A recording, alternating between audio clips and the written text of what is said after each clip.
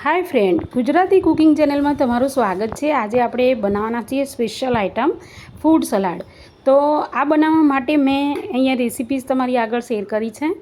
તો એની અંદર અત્યારે ઉનાળામાં આવતા બધા ફળોનો મેં ઉપયોગ કર્યો છે અહીંયા। તો પ્લીઝ આપણે હવે જોઈશું સરસ મજાનું કેવી રીતે બને છે। તો અહીંયા મેં એક વાસણ લીધું છે। વાસણની અંદર મેં થોડું પાણી એડ કર્યું છે અને ત્યાર પછી એની અંદર આપણે દૂધ રેડવાનું છે। તો અહીંયા મેં દૂધ છે ને લીટર લીધું છે। તો લીટર દૂધની અંદર આપણે આજે ફ્રૂટ સલાડ બનાવીશું મસ્ત મજાનું। તો હવે દૂધને ઉકળવા દેવાનું છે સારી રીતે। હવે દૂધ ઉકળે ત્યાં સુધી આપણે એક બીજા બાઉલની અંદર આટલું દૂધ લેવાનું છે થોડુંક, અને અંદર કસ્ટર્ડ પાવડર નાખવાનો છે। તો કસ્ટર્ડ પાવડર છે ને અહીંયા એક જ ચમચી નાખવાનો છે। 1 લીટર દૂધ હોય તો 1 ચમચી ભરી આખો અને કસ્ટર્ડ પાવડર નાખી દેવાનો છે। વધારે નાખીશું તો ઘટ વધારે થાય છે, એટલે આપણે આટલું જ નાખવાનું છે। અને આ રીતે નાખી અને એને સારી રીતે મિક્સ કરી લઈશું કે જેથી કરીને અંદર ગુટલી રહી ના જાય। તો સરસ મજાનું એને મિક્સ કરી દઈશું અને જોડે જોડે જોતા જઈશું કે દૂધને પણ હલાવતા રહેવાનું છે સતત। તો આ રીતે મસ્ત ગુટલી ના પડી જાય એ રીતે આપણે મજાનું બનાવી દીધો છે। એકદમ પ્યુરી બની ગયો છે। હવે આપણે દૂધની અંદર જોઈશું તો દૂધમાં ઉભરો આવી ગયો છે। તો ધીમે ધીમે એને પણ હલાવતા જ રહેવાનું છે। દૂધમાં એક ઉભરો આવે એના પછી થોડી વાર માટે હલાવવાનું છે, સતત હલાવતા રહેવાનું છે। અને ગેસની ફ્લેમ થોડી આપણે હવે ધીમી કરીશું। તો પહેલાં મેં ફૂલ ગેસની ફ્લેમ રાખી હતી કારણ કે જલ્દીથી દૂધ ઉકળી જાય એટલા માટે। હવે આ દૂધ ઉકળી જાય ને એના પછી જ આપણે એની અંદર કસ્ટર્ડ પાવડર એડ કરવાનો છે જે દૂધનું બનાવ્યું છે એ પહેલાં એડ કરવાનું નથી, નહીંતર પછી ગરમ થાય ને એટલે નીચે ચોંટી જાય। એટલે ખાસ એ વસ્તુનું ધ્યાન રહે મિત્રો। અને એ પહેલાં આપણે એક થોડી ખાંડ નાખીશું, અને ખાંડ પણ જ્યારે દૂધ ઉકળે ને એટલે જ નાખવાની છે, એટલે એને ગળતા વાર ના લાગે। તો ટેસ્ટ પ્રમાણે અહીંયા આપણે ખાંડ લીધી છે, તમે પણ ટેસ્ટ પ્રમાણે લઈ શકો છો। અને હવે આપણે એને મિક્સ કરીશું સારી રીતે। હવે ખાંડ મિક્સ થઈ જાય ને એના પછી આપણે કસ્ટર્ડ પાવડરને એડ કરવાનો છે, અને એના પછી મેં અહીંયા ઇલાયચીનો પાવડર પણ એડ કર્યો છે, અને કેસરના ધાગા પણ એડ કરી શકાય છે। તો મેં અહીંયા એકલી ઇલાયચીનો ફ્લેવર માટે બનાવ્યું છે એટલે એકલી ઇલાયચી નાખી છે અંદર પાવડર થોડો। હવે સારી રીતે એને મસ્ત રીતે હલાવી લઈશું અને ત્યાર પછી અંદર એને આપણે કસ્ટર્ડ પાવડર એડ કરવાનો છે। હવે કસ્ટર્ડ પાવડર એડ કરતી વખતે ધ્યાન રાખવાનું છે કે જોડે જોડે હલાવતાય જવાનું છે અને રેડતાય જવાનું છે। એક જ બાજુ રેડી જવાનું નથી, બધી બાજુ સરખું આમ માપ પ્રમાણે રેડીશું। અને એ વખતે ગેસની ફ્લેમ એકદમ ધીમી રાખીશું। અને મિત્રો આ રીતે બનાવવાથી આ સલાડ છે ને મસ્ત બને છે, અને સરસ મજાનું હવે એને હલાવી દેવાનું છે। અને એના પછી 1 જ મિનિટ જેટલું આપણે એને હલાવવાનું છે ગેસ ઉપર, એને વધારે ગરમ કરવાનું નથી। હવે આ રીતે અને આટલું ઘટ્ટ રાખવાનું છે એનું બેટર, કારણ કે આ આટલું ઘટ્ટ હશે એટલે અંદર બધા ફ્રૂટ આવશે એટલે થોડું વધારે ઘટ્ટ થશે। હવે વધારે કસ્ટર્ડ પાવડર નાખીને એટલે એકદમ ઘટ્ટ થઈ જાય છે।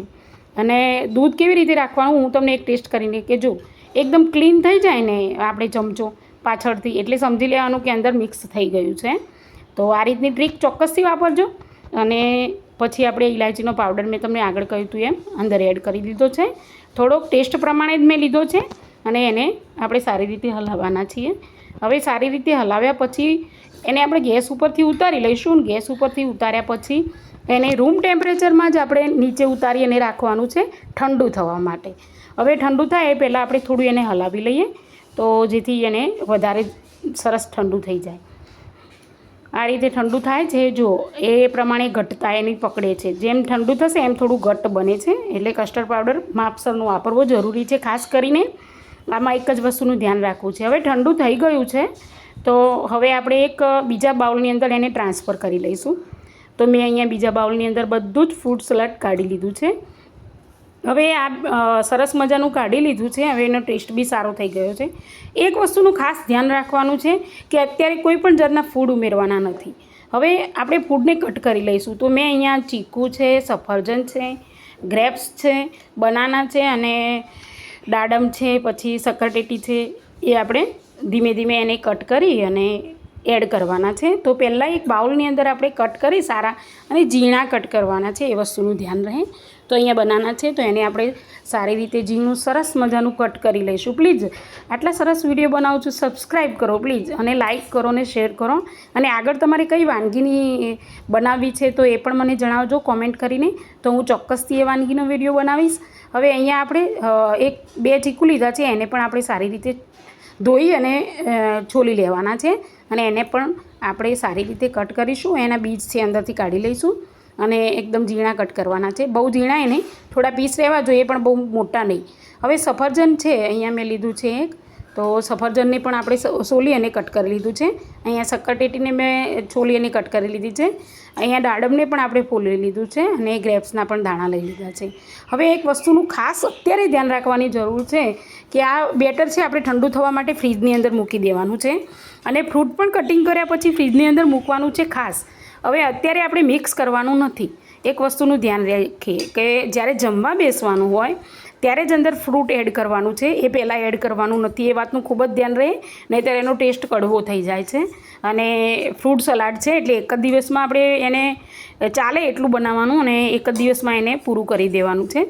વધારે ટાઈમ રખાય નહીં, નહીંતર એનો ટેસ્ટ પણ બગડી જાય છે અને એનાથી સાઈડ ઇફેક્ટ થાય છે.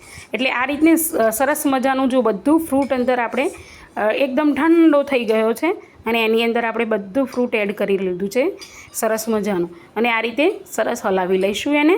અને પાછું એને થોડું ઠંડુ થવા માટે આપણે ફ્રીજમાં મૂકીશું. જ્યારે જમવા બેસીએ એટલે કાઢી લઈશું. તો ફરીથી મળીશું આવતા વિડીયોમાં. ત્યાં સુધી રજા લઉં.